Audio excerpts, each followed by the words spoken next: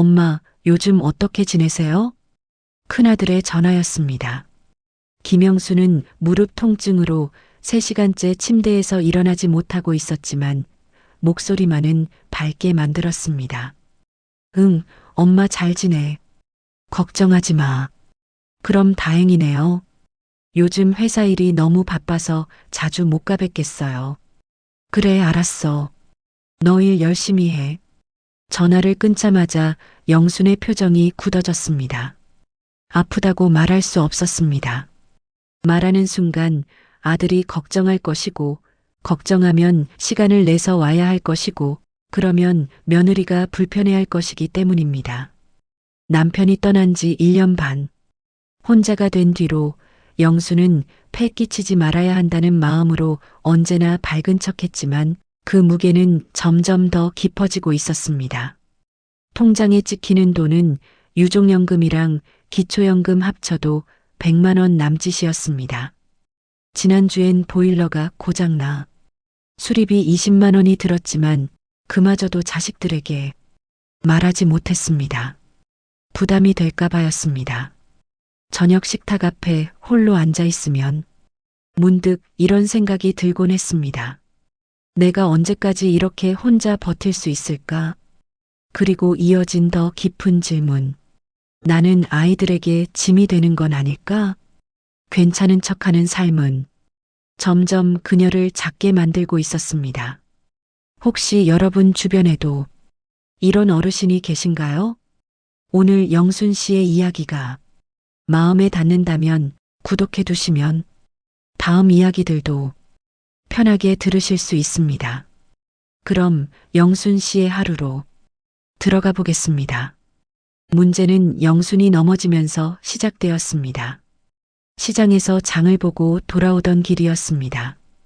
계단을 내려오다가 발을 헛디뎌 무릎을 심하게 다쳤습니다. 집에 돌아온 영수는 파스를 붙이고 누워 있었습니다.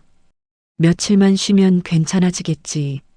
무릎에 찜질팩을 올려놓고 진통제를 먹으며 버텼지만 통증은 점점 심해졌고 결국 걷기도 어려워졌습니다. 사흘째 되던 날 영수는 결국 큰아들 민수에게 전화를 걸었습니다. 엄마, 왜 진작 말씀 안 하셨어요? 민수는 놀라서 달려왔습니다. 병원에서 검사를 받은 결과 무릎 인대가 파열되어 수술이 필요하다는 진단이 나왔습니다.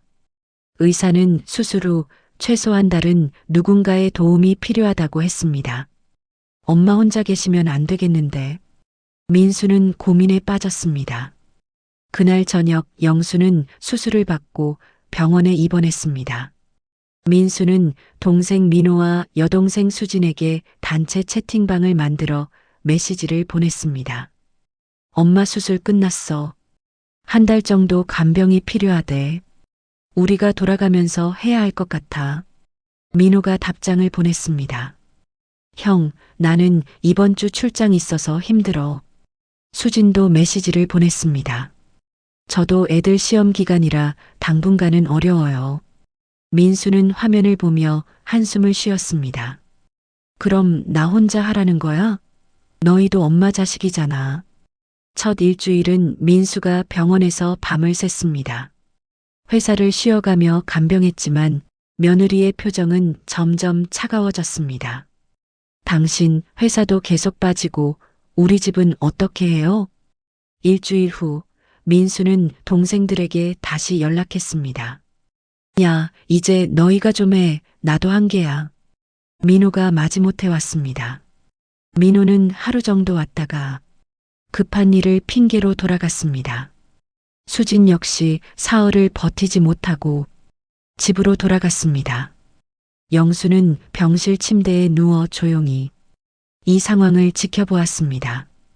자식들이 서로 미루고 의무감으로만 움직이며 점점 지쳐가는 모습들을 그 모습을 보는 영순의 마음도 함께 무너져 내렸습니다.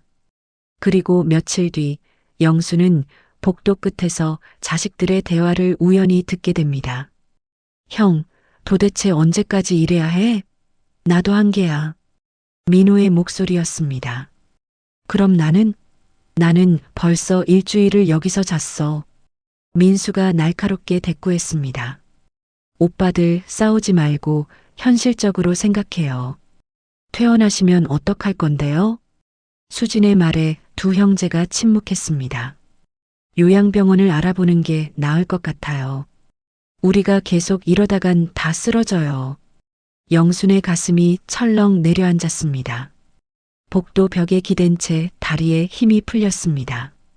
요양병원. 내가 그렇게까지 부담이구나. 퇴원 후 일주일 영수는 집에서 목발을 짚으며 조심스럽게 움직였습니다. 민수가 이틀에 한 번씩 들러 반찬을 가져다 주었지만 예전처럼 다정하지 않았습니다. 급하게 다녀가는 모습에서 영수는 부담스러움을 느낄 수 있었습니다. 그날 오후 민수가 잠깐 들렀습니다. 영순에게 반찬통을 건네고 거실에서 급한 업무 전화를 받기 시작했습니다.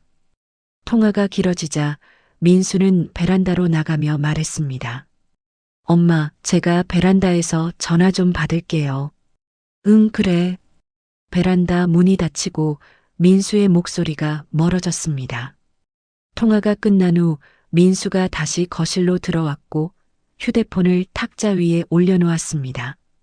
민수가 화장실로 향하는 사이 탁자 위에 휴대폰이 진동을 울렸습니다. 한 번, 두 번 계속 울렸습니다. 영수는 아들을 부르려다가 화면을 보고 멈췄습니다. 잠금이 풀려 있었고 메시지 알림이 계속 떴습니다. 형제 단톡방이라는 이름이 보였습니다. 영수는 보지 말아야 한다는 걸 알았습니다. 하지만 손이 저절로 움직였습니다. 화면을 터치하자 대화 내용이 펼쳐졌습니다. 수진, 오빠 엄마 퇴원하신 후로 일주일 됐는데 언제까지 이렇게 해야 해요? 민호, 맞아, 솔직히 말해서 엄마가 혼자 결정을 안 해주시니까 우리만 계속 스트레스잖아. 간병하느라 회사 일도 제대로 못하고. 민수, 그래도 엄마가 우리 키우시느라 고생하셨는데. 수진, 그건 알죠. 근데 지금은 2025년이잖아요. 현실을 봐야죠. 우리도 각자 살기 벅찬데 부담만 계속 늘어나면 어떡해요. 솔직히 간병하면서 애들한테도 신경 못 썼어요. 민호, 맞아, 나도 이번 달 회사 평가 망쳤어. 병원 간다고 프로젝트 제대로 못 챙겼거든. 엄마가 조금만 생각이 있으셨으면 요양병원이든 뭐든 본인이 정하시든지. 민수, 야, 그 말은 좀. 수진, 오빠는 너무 감정적이에요. 우리 인생도 있다고요. 엄마 모시느라 우리 애들 교육은 어떡하고 우리 노후 준비는 어떡해요? 우리도 나중에 자식들한테 짐 되기 싫거든요. 민호, 진짜 답답하다. 엄마가 왜 이렇게 우리 힘들게 하시는지. 차라리 요양병원 가시는 게 서로에게 나을 것 같은데. 수진 맞아요. 요즘 요양병원 괜찮은 곳 많던데. 오빠가 한번 알아보는 게 어때요? 영순의 손이 떨렸습니다. 휴대폰을 놓으려 했지만 더 읽게 되었습니다. 민호, 그게 현실적이긴 해. 근데 엄마가 받아들이실까? 수진, 우리가 설득해야죠. 이대로는 우리 가정이 다 무너져요. 그 순간 화장실 문이 열렸습니다. 영수는 황급히 휴대폰을 내려놓았습니다. 민수가 나와 말했습니다. 엄마, 전화 왔었어요? 아니, 아무것도. 영수는 고개를 돌렸습니다. 아들의 얼굴을 똑바로 볼 수 없었습니다. 그럼 저 가볼게요. 내일 또 올게요. 민수가 떠난 후 영수는 소파에 주저앉았습니다. 가슴이 답답하고 숨이 막혔습니다. 그 메시지들이 계속 머릿속을 맴돌았습니다. 부담, 힘들게 하다. 엄마가 결정을 안 해서. 우리 인생도 있다. 짐 되기 싫다.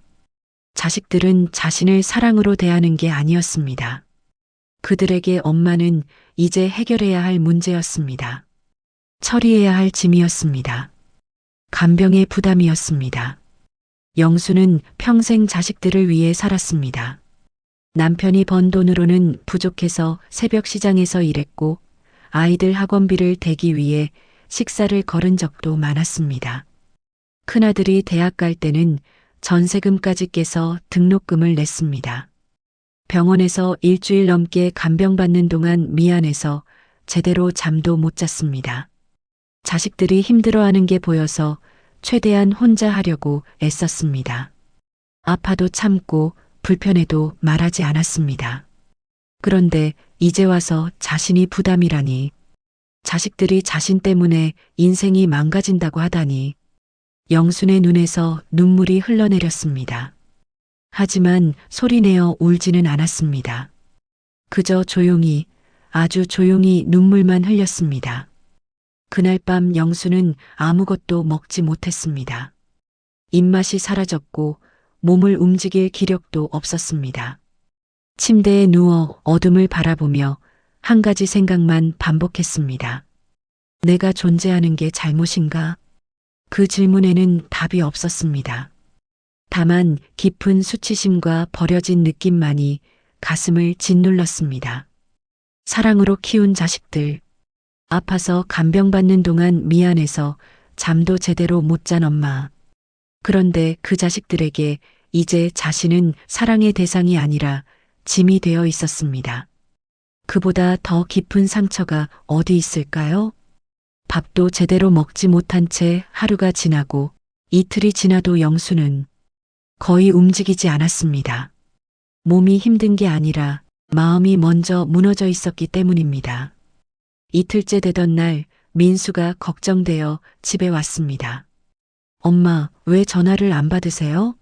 문 좀 열어주세요. 영수는 대답하지 않았습니다. 한참을 두드리던 민수는 결국 비밀번호를 눌러 들어왔습니다. 엄마, 왜 이러세요? 민수는 놀라서 영순을 바라봤습니다. 머리는 흐트러져 있었고 얼굴은 창백했습니다. 아무것도 안 드셨어요? 설거지가 그대로네. 괜찮아. 그냥 좀 피곤해서. 영순의 대답은 힘이 없었습니다. 엄마, 뭐가 문제예요? 말씀하세요. 없어. 아무 문제 없어. 민수는 더 물어보려다가 시계를 봤습니다. 회사에 돌아가야 할 시간이었습니다. 엄마, 제가 반찬 좀 만들어 놓고 갈게요. 꼭 드셔야 돼요. 알았죠? 영수는 고개만 끄덕였습니다. 민수가 부산하게 움직이며 김치찌개를 끓였습니다. 하지만 영순의 눈빛은 허공을 향해 있었습니다. 민수가 떠난 후 집은 다시 고요해졌습니다. 부엌에서는 김치찌개 냄새가 났지만 영수는 움직이지 않았습니다. 창밖으로는 사람들이 오갔습니다. 웃으며 이야기하고 장을 보고 일상을 살아가는 사람들. 영수는 그들을 보며 문득 이런 생각이 들었습니다. 내가 사라지면 애들이 더 편하겠지. 그 생각은 처음에는 작게 스쳤지만 시간이 지날수록 점점 커졌습니다. 70년을 살아왔습니다. 그 긴 시간 동안 무엇을 위해 살았을까요? 자식을 위해서였습니다. 자식들이 잘 먹고 잘 입고 좋은 학교 가고 좋은 직장 다니게 하려고. 그게 전부였습니다. 그런데 이제 그 자식들에게 자신은 부담이었습니다. 짐이었습니다. 간병하느라 인생이 망가진다고 했습니다. 그렇다면 지난 70년은 무엇이었을까요? 영수는 울고 싶었지만 눈물조차 나오지 않았습니다. 감정이 말라버린 것 같았습니다. 그저 텅 빈 채로 침대에 누워 천장만 바라봤습니다.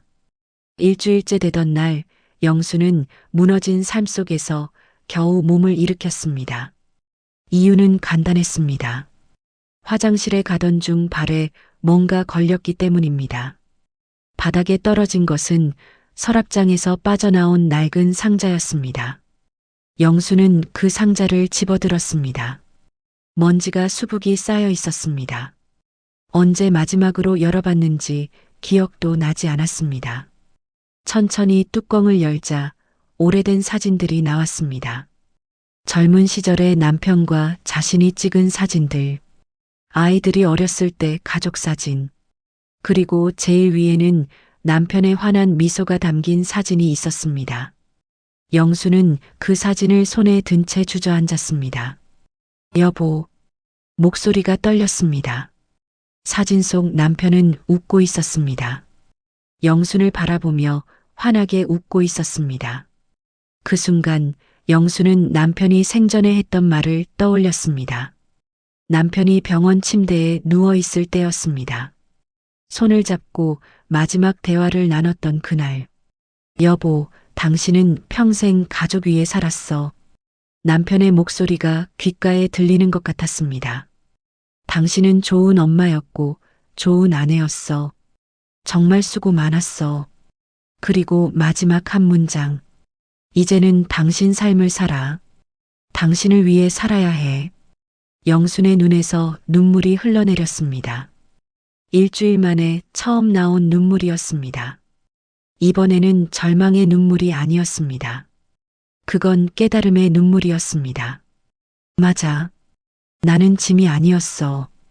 영수는 사진을 가슴에 안았습니다. 나는 평생 최선을 다했어. 아무도 나를 나무랄 수 없어. 내가 나를 나무랄 이유도 없어. 자식들이 자신을 부담스러워한다면 그건 영순의 잘못이 아니었습니다. 영수는 할 수 있는 모든 것을 다 했습니다. 새벽에 일어나 시장에 나가고 아픈 몸으로도 자식들 뒷바라지를 했습니다. 병원에서 간병받을 때도 미안해서 제대로 잠도 못 잤습니다. 자신의 삶을 온전히 희생하며 살았습니다. 그런데 그 대가로 짐 취급을 받아야 한다면 그건 영순이 감당해야 할 수치심이 아니었습니다. 나는 가치 있는 사람이야. 영수는 소리내어 말했습니다. 떨리는 목소리였지만 분명했습니다. 나는 잘못한 게 없어. 사진 속 남편은 여전히 웃고 있었습니다. 마치 영순을 응원하는 것처럼. 그래, 이제 알았구나 하고 말하는 것처럼. 영수는 천천히 일어났습니다. 무릎은 여전히 아팠지만 마음은 조금 가벼워진 것 같았습니다. 화장실로 가서 세수를 했습니다. 거울에 비친 자신의 얼굴은 초췌했습니다. 하지만 눈빛만은 달라져 있었습니다. 부엌으로 가서 냉장고를 열었습니다. 민수가 만들어 놓은 김치찌개는 상에 있었습니다. 영수는 그것을 버리고 라면을 끓였습니다. 뜨거운 국물을 마시자 몸에 기운이 돌았습니다. 이제부터는 내가 정한다. 영순의 마음속에서 무언가가 단단하게 자리 잡기 시작했습니다. 그건 자존감이었고 주체성이었으며 무엇보다 나는 존중받을 가치가 있는 사람이라는 확신이었습니다. 남편의 사진은 영순에게 단순한 위로가 아니라 잊고 있던 자신의 가치를 깨닫게 해준 거울이었습니다. 이틀 후 영순은 자식들을 불렀습니다. 세 남매는 엄마의 갑작스러운 연락에 놀라 함께 모였습니다. 뭔가 큰일이 생긴 줄 알았기 때문입니다. 엄마, 무슨 일이세요? 건강 괜찮으세요? 민수가 걱정스러운 얼굴로 물었습니다. 영수는 세 자식을 차례로 바라봤습니다. 그리고 조용하지만 단단한 목소리로 말했습니다.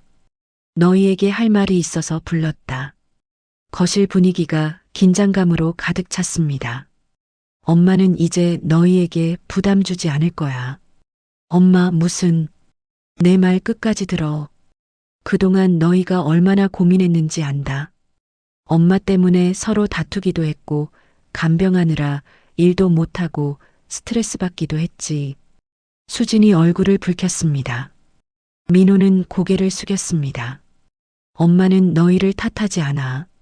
너희도 각자 삶이 있으니까. 그건 당연한 거야. 영수는 잠시 숨을 고르고 계속 말했습니다. 하지만 이제부터는 내 인생을 내가 정하련다. 너희가 정하는 게 아니라. 엄마, 그게 무슨... 민수가 끼어들려 했지만 영수는 손을 들어 제지했습니다. 나는 요양원에 가지 않을 거야. 너희 집에 얹혀 살지도 않을 거고. 대신 작은 원룸을 하나 구할 거다. 엄마, 그럴 돈이 어디 있어요? 이 집 전세금, 이제는 내가 쓸 때가 된 것 같다. 집을 정리하고 더 작은 곳으로 옮겨 내 힘으로 편하게 살고 싶다. 엄마, 그렇게까지 생각하셨어요? 그래. 엄마도 생각이 있다. 자식들은 어안이 벙벙한 표정이었습니다. 이런 엄마는 처음 봤기 때문입니다. 그리고 너희한테 부탁 하나만 한다. 서로 싸우지 마라. 엄마 문제로 사이 나빠지지 마라. 영순의 목소리는 흔들리지 않았습니다. 엄마는 너희 책임이 아니다. 너희가 나를 모셔야 할 의무도 없고 내가 너희에게 짐이 되어서도 안 돼. 엄마. 민수의 눈가가 붉어졌습니다. 나는 70년을 살았다. 그 시간 동안 가족을 위해 살았고 후회는 없다. 하지만 이제는 나를 위해 살 거야. 수진이 입을 열었습니다. 엄마, 저희가 그렇게 말한 거 죄송해요. 새 남매의 얼굴이 창백해졌습니다. 너희를 원망하지 않는다. 솔직한 감정을 말한 거니까. 대신 이제부터는 내 솔직한 감정도 말아마. 나는 짐이 아니야. 나는 가치 있는 사람이고 스스로를 존중할 줄 아는 사람이야. 영수는 일어서며 말했습니다. 이번 주 안에 집을 구하고 이사할 거다. 너희는 각자 잘 살거라. 명절에 한 번씩 보고 전화 한 통씩 하면 그걸로 충분해. 엄마, 저희가 잘못했어요. 이사까지 가실 필요 없어요. 민수가 붙잡으려 했지만 영수는 고개를 저었습니다. 아니다. 이건 내 결정이야. 너희 눈치 보며 사는 게 싫어. 당당하게 혼자 살고 싶어? 작고 안전한 곳에서 내가 감당할 수 있는 만큼만 살고 싶었다. 그래서 더 작은 집으로 옮기기로 결심했다. 자식들이 말렸지만 영순의 의지는 확고했습니다. 이사 당일 민수는 짐을 나르며 눈물을 흘렸습니다. 엄마, 정말 이렇게까지 하셔야 해요? 그래. 이게 우리 모두를 위한 길이야. 영순의 대답은 단호했습니다. 그 단호함 속에는 슬픔이 아니라 결단이 있었습니다. 원룸은 작았지만 영순에게는 충분했습니다. 침대 하나, 작은 식탁 하나, 옷장 하나. 그게 전부였습니다. 창문으로는 햇빛이 잘 들어왔고 근처에는 작은 공원이 있었습니다. 이사한 첫날 밤 영수는 혼자 라면을 끓여 먹었습니다. 예전 같았으면 외로움을 느꼈을 텐데 이상하게도 마음이 편안했습니다. 이게 내 공간이구나. 아무도 눈치 볼 필요 없는 공간.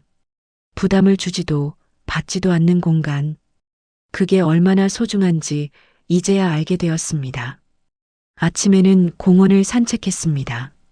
같은 시간에 산책하는 할머니들과 인사를 나누게 되었고 어느새 가벼운 대화를 나누는 사이가 되었습니다. 혼자 사세요? 한 할머니가 물었습니다. 네, 편하게 살고 있어요. 영순의 대답에는 거짓이 없었습니다. 정말로 편했습니다. 점심은 간단하게 먹었습니다. 굳이 많이 만들 필요도 없었습니다. 저녁에는 동네 식당에서 혼자 밥을 먹기도 했습니다. 처음에는 어색했지만 익숙해지니 그것도 나쁘지 않았습니다. 무릎은 여전히 아팠습니다. 하지만 이제 영수는 자신을 돌보는 방법을 알았습니다. 매주 화요일과 금요일에는 동네 정형외과에서 물리치료를 받았습니다.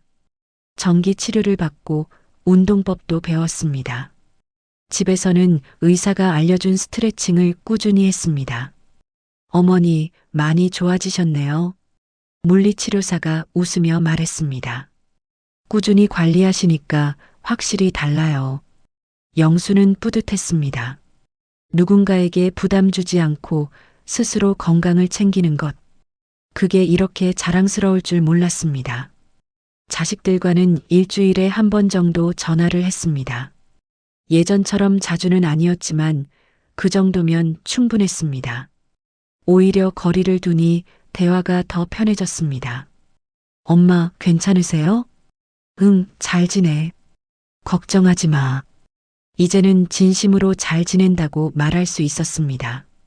한 달쯤 지났을 때 민수가 원룸을 방문했습니다. 엄마, 여기서 불편하지 않으세요?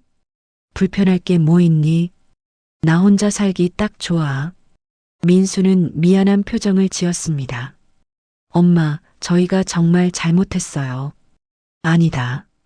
너희 잘못이 아니야. 그냥 우리가 각자 편한 방식으로 사는 거지 뭐. 영수는 웃으며 차를 내왔습니다. 그리고 말이다. 엄마는 이제 행복해. 진짜로. 정말요? 그래. 너희 눈치 안 보고 내가 하고 싶은 대로 살 수 있으니까. 민수는 엄마의 얼굴을 유심히 봤습니다.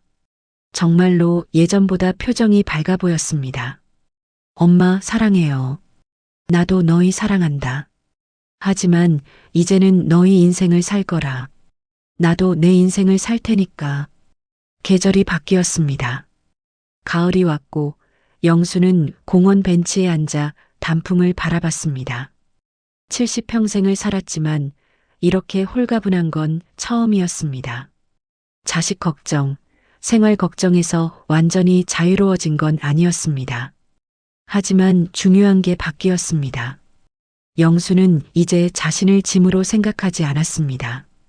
자신을 존중했고 자신의 선택을 믿었습니다. 이제야 비로소 내 삶이 시작됐구나. 영수는 조용히 미소 지었습니다. 그 미소는 과거의 상처를 덮는 밝음이 아니었습니다. 그건 스스로를 지켜낸 사람만이 지을 수 있는 평온하고 단단한 미소였습니다. 단풍잎이 바람에 흩날렸습니다. 영수는 그 잎들을 바라보며 생각했습니다. 나도 이제 자유롭게 살 거야. 누구의 짐도 아닌 나로서. 그리고 그 생각은 희망이 되어 영순의 남은 인생을 밝혀줄 것입니다. 김영순 할머니의 이야기 어떠셨나요? 오늘 이야기가 마음에 남으셨다면 구독으로 함께 해주세요. 여러분의 관심이 큰 힘이 됩니다. 여러분 주변의 어르신들에게도 따뜻한 관심 부탁드립니다. 다음에도 좋은 이야기로 찾아뵙겠습니다. 감사합니다.